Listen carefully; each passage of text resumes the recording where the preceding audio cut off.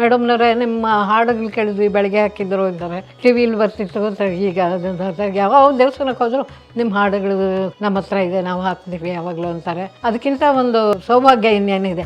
ಯಾವುದೇ cinema ಫೀಲ್ಡಿಗೆ entry ಆಗೋದಕ್ಕೆ ಅವ್ರಿಗೆ ಮರ್ಯಾದೆ ಇಲ್ಲ ಅನ್ನೋ ಥರ ನಮ್ಮ ಕಾಲದಲ್ಲಿ. ಆವಾಗ ನಾನು ಬಂದನಲ್ಲ, ಅದನ್ನು ಮನೇಲಿ ಕ್ಲಾಸ್ ಮಾಡ್ತಾ ಇದ್ದೆ, 200 ರೂಪಾಯಿ ಅಷ್ಟೇ, ಫ್ರೀಯಾಗಿ ಹೇಳ್ಕೊಡ್ಬಾರ್ದು, ಅವರಿಗೆ ಇಂಟ್ರೆಸ್ಟ್ ಹೋಗುತ್ತೆ ಅಂತ 200 ರೂಪಾಯಿ, ವಾರಕ್ಕೆ 2 ಕಲ್ಲ ಅಂತೆಲ್ಲ. ಮನಸ್ಸು ಹಸಿಯಾಗಿದೆ, ಆದರೆ ನಾ ಎಲ್ಲದೂ ಮಾಡೋಕ್ಕೆ ನಾನು ವಯಸ್ಸು ಅಲೋ ಮಾಡ್ತಿಲ್ಲ. ಸಿನಿಮಾದಲ್ಲಿ ನಿಮಗೆ ಇಷ್ಟವಾದಂಥ ಸಂಗೀತದ ನಿರ್ದೇಶಕರು ಯಾರು?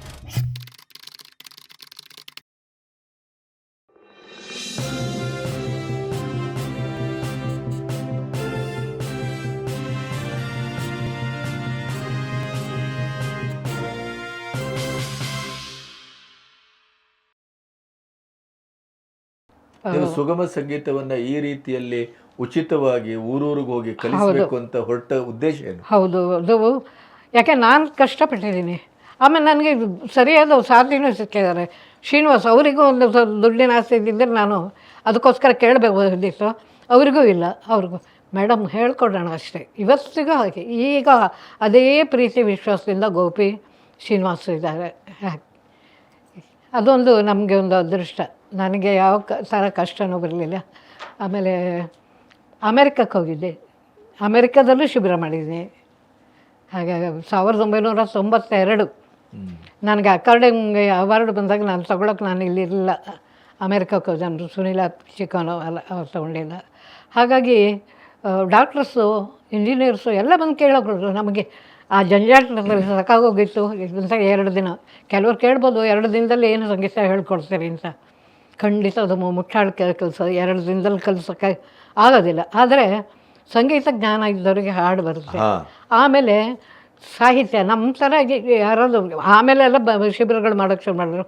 ಯಾರೇ ಮಾಡಿದ್ರು ನೀವು ಹೋಗಿ ಕಲ್ತ್ಕೊಳ್ಳಿ ಅಷ್ಟೇ. ನಿಮಗೆ ಸಾಹಿತ್ಯದ ಬಗ್ಗೆ ಅಭಿರುಚಿ ಬರುತ್ತೆ, ಸಂಗೀತದ ಬಗ್ಗೆ ಅಭಿರುಚಿ ಬರುತ್ತೆ, ಕಲಿಬೇಕು ಅನಿಸುತ್ತೆ.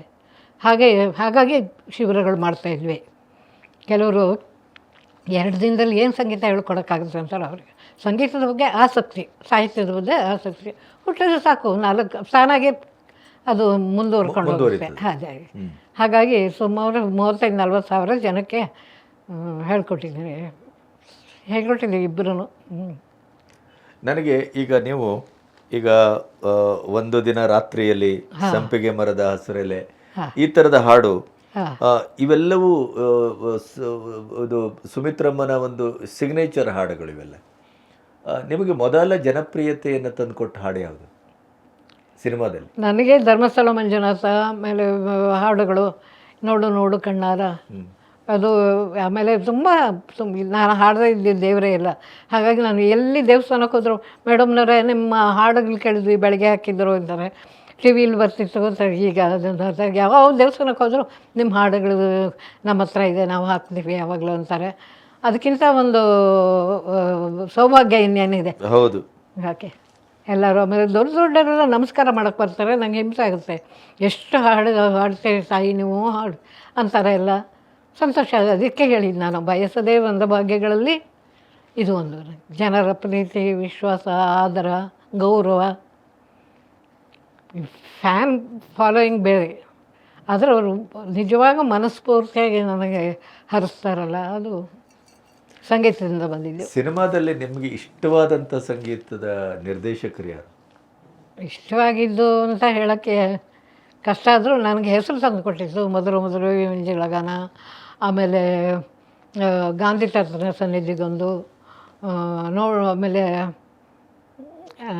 ಓಡಿ ಬಾ ಓಡಿ ಚಕ್ರತೀರ್ಥ, ಟಿ ಜಿ ಲಿಂಗಪ್ಪ ಒಂದು, ಸಂಪಿಗೆ ಮರದ, ಆಮೇಲೆ ಅರಳು ಮಲ್ಲಿಗೆ ಅರಳು, ತುಂಬ ಹಾಡುಗಳಿದೆ.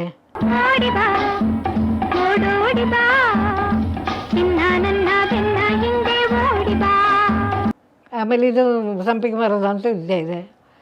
ಹಾಗೆ ತುಂಬ ಹಾಡುಗಳು, ನಾನು ಹಾಡಿದ ಹಾಡುಗಳೆಲ್ಲ ನನಗೆ ಹೆಸರು ಸಾಧಾರಣ ಹೆಸರು ತಂದು ಕೊಟ್ಟಿದೆ. ನಿಮಗೆ ಇವತ್ತಿಗೂ ಬಹಳ ಇಷ್ಟವಾದದ್ದು ಮಧುರಮೈ ಹಾಡು, ತುಂಬ ನನಗೆ ಇಷ್ಟ ಅದು ಹಾಡು.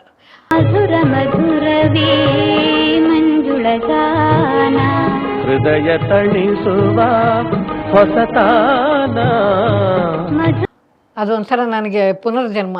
ಜನ ಮರೆಯೋಕ್ಕೆ ಬಿಡಲ್ಲ ಅದು. ಯಾಕೆಂದರೆ ಜೋಶಿಯವ್ರಿಗೂ ಒಂದು ಧನ್ಯವಾದಗಳು ಹೇಳಬೇಕು ಇದರಲ್ಲಿ. ನನಗೆ ಮೊದಲು ಈ ಜನ್ಮ ಅಂಥೇಳಿ ಟೈಟಲ್ ಅಲ್ಲಿ ದೂರದರ್ಶನದಲ್ಲಿ ಮಾಡೋದಿಲ್ಲ, ಅದು ಒಂದು ಪುನರ್ಜನ್ಮ ಬಂದಂಗೆ ನನಗೆ. ಕರೆಕ್ಟ್. ಜನ ಮರೆಯೋಕ್ಕೆ ಬಿಡಲಿಲ್ಲ ಆ ಕಾರ್ಯಕ್ರಮ. ಮೇಡಮ್, ನಾನು ಒಂದು ಕೇಳಬೇಕು ನಿಮ್ಮ ಹತ್ರ. ಬಹುಶಃ ಈಗಿನ ನಿಮ್ಮ ಮಾಗಿದ ವಯಸ್ಸಿನಲ್ಲಿ ನೀವು ಅದಕ್ಕೆ ಸಮರ್ಥವಾಗಿ ಉತ್ತರಿಸ್ಬೋದು ಅಂತ ಅಂದ್ಕೊಳ್ತೀನಿ. ಸಿನಿಮಾ ಅಂತಂದಾಗ ಹೆಣ್ಮಕ್ಕಳು, ಅದು ಹಾಡುಗಾರರಿರಲಿ, ಅಭಿನಯ ಇರಲಿ, ಅಥವಾ ಬ್ಯಾಕ್ ಸ್ಟೇಜ್ ಇರಲಿ, ಯಾವುದಕ್ಕೆ ಹೋಗೋದಿದ್ರೂ ಆ ಕಾಲದಲ್ಲಿ, ಈ ಕಾಲದಲ್ಲೂ ಇದೆ, ಆದರೆ ಅದು ಈ ಕಾಲ ಬದಲಾಗಿದೆ. ಆ ಕಾಲದಲ್ಲಂತೂ ತುಂಬ ಮಡಿಮೈಲಿಗೆ ಇತ್ತು, ಮತ್ತು ಒಂದು ಹೇವರಿಕೆ ಇತ್ತು. ಅದಕ್ಕೆ ನಿಮ್ಮ ತಂದೆಯವರು ಧೀಮಂತಿಕೆಯಿಂದ ನಿಮ್ಮನ್ನೆಲ್ಲ ಕಳಿಸಿದ್ರು, ಅದು ಪ್ರಶ್ನೆ ಬೇರೆ. ನಿಮ್ಮ ವೈಯಕ್ತಿಕ ಅನುಭವ ಏನು? ನೀವು ಆ ಜಗತ್ತಿನಲ್ಲಿ ಏನನ್ನು ಕಂಡ್ರಿ? ಈಗ ನಿಮ್ಮ ಒಂದು ಸುಶಿಕ್ಷಿತವಾದಂಥ, ಸುಭಿಕ್ಷವಾದಂಥ, ಸುಸಂಸ್ಕೃತವಾದಂಥ ನಿಮ್ಮ ವ್ಯಕ್ತಿತ್ವದ ಬಗ್ಗೆ ಇದು ಹಸಿ ಗೋಡೆಗೆ ಹರಳಿಟ್ಟಾಗೆ ಒಂದು ಚರಿತ್ರೆ ಇದೆ, ಅದು ಬೇರೆ ಮಾತು. ಆದರೆ ನೀವು ಅದನ್ನು ನೋಡಿದ್ರಲ್ಲ ಇಡೀ ಜಗತ್ತನ್ನು, ಅದು ನಿಮ್ಮನ್ನು ಮುಟ್ಲಿಕ್ಕೆ ಬರಲಿಲ್ವಾ ಅಥವಾ ಏನು? ಹೊಸ ಗಾಯಕರು ಎಲ್ಲ ಬರ್ತಾ ಇದ್ದಾರೆ, ತುಂಬ ಚೆನ್ನಾಗಿ ಹಾಡೋರು ಇದ್ದಾರೆ ನಮ್ಮ ಗಾಯಕರು. ನಾನು ನಿಮ್ಮ ಕಾಲದಲ್ಲಿ ಹೇಳ್ತಾ ಇರೋದು. ನಮ್ಮ ಕಾಲದಲ್ಲಿ ಪರಿಸರ, ಈಗ ಅಲ್ಲಿ ಹೆಣ್ಮಕ್ಳು ಸಿನಿಮಾ ಕಾಡ್ಲಿಕ್ಕೆ ಹೋಗ್ತಾರೆ, ಅಭಿನಯಿಸ್ಲಿಕ್ಕೆ ಹೋಗ್ತಾರೆ, ಅಥವಾ ಏನೋಕ್ಕೂ ಹೋಗ್ತಾರೆ ಅಂದ್ಕೊಳ್ಳೇನೆ ಸಮಾಜ ಅವ್ರ ಬಗ್ಗೆ ಒಂದು ಬೇರೆ ರೀತಿಯ ಒಂದು ಭಾವನೆ ಹೊಂದಿತ್ತು ಆ ಕಾಲ. ಎಲ್ಲ ಅದು ಹಿಂದೆ ಇತ್ತು. ಇವಾಗ ಅದೆಲ್ಲ ಯೋಚನೆ ಮಾಡ್ತಾ ಕೂತಾರೆ, ಆಗೋದಲ್ಲ. ಎಲ್ಲ ಫೀಲ್ಡಲ್ಲೂ ಇದೆ ಅದೆಲ್ಲ. ಆದರೆ ಈಗಿನವರು ಧೈರ್ಯವಾಗಿ ಹೋಗ್ತಾರೆ, ಹಾಡಬೇಕು ಅಂತ ಒಂದಿದ್ದಾರೆ. ಆಮೇಲೆ ಮೊದಲಿನ ಥರ ಈಗ ಇಲ್ಲ ಜನಗಳಿಗೆ. ಆಮೇಲೆ ಹೆಣ್ಣುಮಕ್ಕಳಾಗಲಿ ಗಂಡ್ಮಕ್ಕಳಾಗಲಿ ಒಂದು ಫೀಲ್ಡ್ ಅಂತ ಒಂದು ಕಾಲ ಇತ್ತು. ಸಿನಿಮಾ ಆ್ಯಕ್ಟ್ರು ಯಾವುದೇ ಸಿನಿಮಾ ಫೀಲ್ಡಿಗೆ ಎಂಟ್ರ್ ಆಗೋದಕ್ಕೆ ಅವ್ರಿಗೆ ಮರ್ಯಾದೆ ಇಲ್ಲ ಅಂತ ಥರ ನಮ್ಮ ಕಾಲದಲ್ಲಿ. ಆವಾಗ ನಾನು ಬಂದಲ್ಲ, ಅದನ್ನು ಹೌದು, ಆ ಕಾಲದಲ್ಲೇ ನಾನು ಬಂದಿದ್ದು. ಆ ಕಾಲದಲ್ಲಿ ಬಂದು ನೀವು ಅಷ್ಟು ಸುಶಿಕ್ಷಿತವಾಗಿ ನಿಮ್ಮ ವ್ಯಕ್ತಿತ್ವವನ್ನು ಉಳಿಸ್ಕೊಂಡು ಬೆಳ್ಕೊ ಬಂದ್ರಲ್ಲ, ಅದು ಹೆಂಗೆ? ಅದು ನನ್ನ ಜೀವನ ಶೈಲಿ. ನಮ್ಮ ತಂದೆ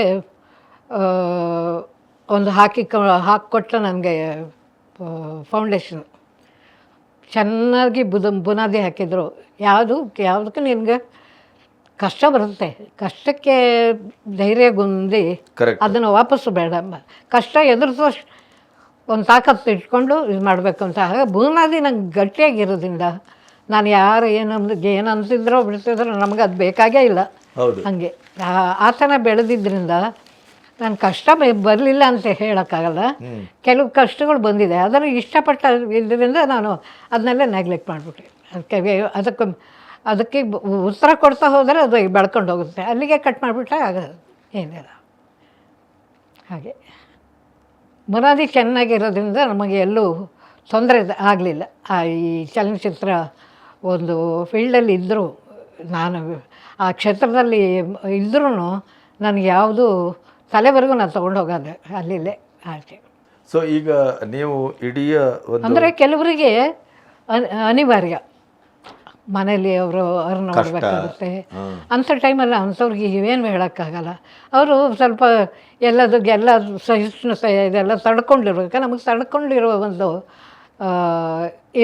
ಅವಕಾಶ ಇದು ಇರಲಿಲ್ಲ ನನಗೆ ಬಂದರೆ ಮಾಡೋದು ಅಷ್ಟೇ, ಇಲ್ಲದಿದ್ರೆ ಬೇಡ ಅಷ್ಟೇ.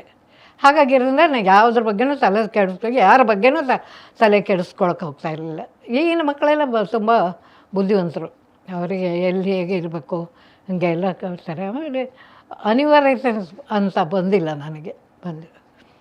ಇವತ್ತು ದುಡಿದ್ರೆ ನಾನು ನಾಳೆ ಖರ್ಚಿಗೆ ಆ ಥರ ನನಗೆ ಯಾವತ್ತೂ ಬಂದಿಲ್ಲ. ಆಗ ನನಗೆ ಅದ್ರ ಕಡೆ ನಾನು ಗಮನನೂ ಕೊಡಲಿಲ್ಲ. ಯಾವುದು ಜಾನಪದ ಗೀತೆಯಲ್ಲಿ ಗಲ್ಲು ಗಲ್ಲು ಅನ್ನುತ್ತಾ ಅಥವಾ ಭಾಳ ಹೆಸರು ಮಾಡಿದ್ರಿ ನೀವು. ಹೌದು, ಅದರ ಅನುಭವ ಏನು? ನಿಂಬಿಯ ಬನದ ಮಗಳ, ಮಾಯದಂಥ ಮಳೆ, ಗಲ್ಲು ಗಲ್ಲಿನಂತ. ನಿಂಬಿಯ ಬನದ ಮ್ಯಾಗಳ ಚಂದ್ರಮ ಚಂಡಾಡಿದ ನಿಂಬಿಯ, ಅದೆಲ್ಲ ಆ ಕಾಲಕ್ಕೆ ಒಂದು ಎರವನ್ನ ಸೃಷ್ಟಿಸಿದ ಕಾಲ. ಹೌದು. ಆಮೇಲೆ ಭಕ್ತಿಗೀತೆಗಳು ಅಷ್ಟೇ, ಅದರಲ್ಲೂ ಒಳ್ಳೆಯದು. ನೋಡು ನೋಡು ಕಣ್ಣಾರ, ಉಡುಪಿ ಕೃಷ್ಣ, ಧರ್ಮಸ್ಥಳ ಮಂಜುನಾಥ, ಯಡಿಯೂರು ಸಿದ್ಧಲಿಂಗೇಶ್ವರ. ನಾ ಹಾಡದಿದ್ದೇ ಇಲ್ಲ ಬಿಡಿ, ರಾಘವೇಂದ್ರ ಸ್ವಾಮಿಗಳಿಗೂ. ಆಮೇಲೆ ಎಲ್ಲ ಈ ಸುಪ್ರಭಾತಗಳು ಕೆಲವು ಸಿದ್ಧಲಿಂಗೇಶ್ವರ ಸುಪ್ರಭಾತ, ರಾಘವೇಂದ್ರ ಸುಪ್ರಭಾತ, ತುಂಬ ಅದರಲ್ಲಿ ಮಹೇಶ್ ಅವರಿಗೆ ಇದು ನಾನು ಏನಾದ್ರು ಒಂದು ವಿಷಯ ಅವ್ರು ಹೇಳಿ ಸುಮಿತ್ರಾ ಅವರೇ ಇದು ಮಾಡಬೇಕು ಅಂತಂದರೆ ಆಮೇಲೆ ಏನೋ ಅವ್ರು ಮಾತನ್ನೇ ಆಡ್ತಾ ಇರಲ್ಲ. ಇಂಥದ್ದೇನೋ ಡೇಟು ಒಂದು ಹೇಳಿ ಅಂತಾಳೆ. ಹಿಂದಿಂದೆ ನಾವು ಹೋದು ಅಲ್ಲಿ ಟಿ ಎನ್ ಕೃಷ್ಣನ್ ಅಂತ ಇದ್ದರು. ಅವರು ಸಂಗೀತ ಆರ್ ಎನ್ ಜಯಗೋಪಾಲ್ಗೆ ಹೇಳಿಬಿಡ್ದು, ಜಯಗೋಪಾಲ್ ಇಂಥದ್ದು ಈ ಒಂದು ವಿಷಯ ಲಕ್ಷ್ಮಿ ಅಥವಾ ಒಂದು ದೇವಿ ಮೇಲೆ ಅಥವಾ ಇದ್ರ ಮೇಲೆ ಒಂದು ವಿಷಯ ಕೊಟ್ಬಿಟ್ರೆ ಅವರು ಒಂದು 8 ದಿನದಲ್ಲಿ ಎಲ್ಲ ಹಾಡುಗಳು ಬರೆದು ಬಿಡೋರು ರೇಡಿಯೋ.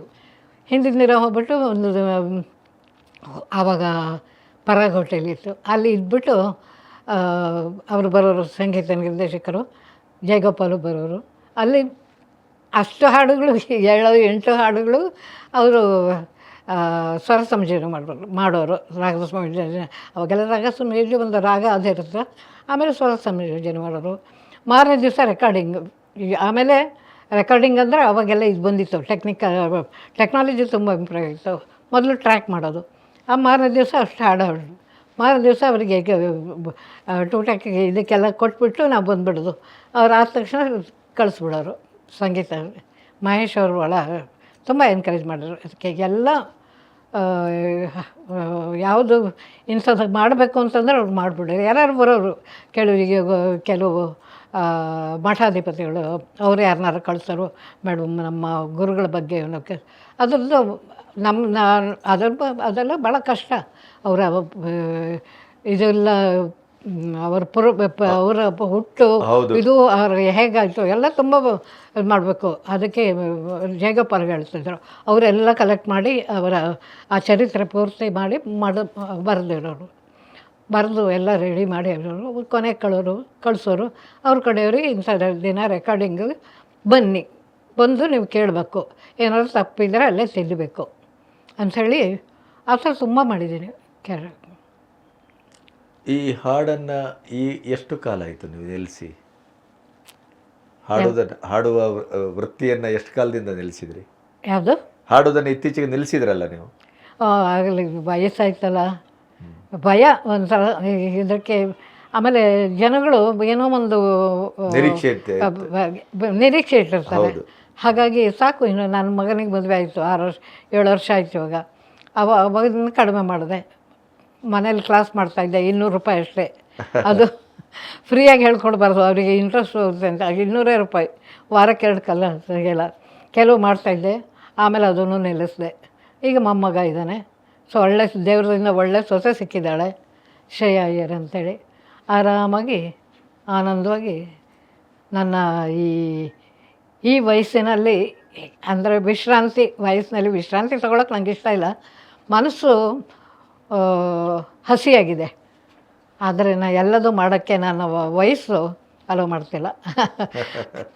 ಹಾಗಾಗಿ ಇವಾಗ ನನ್ನ ಮೊಮ್ಮಗನಿಗೆ ಹೇಳ್ಕೊಡ್ತೀನಿ. ಅವನು ಸಂಗೀತ ಕಲಿಸ್ತಾ ಇದ್ದೀನಿ ಗುರುಗಳ ಥರ.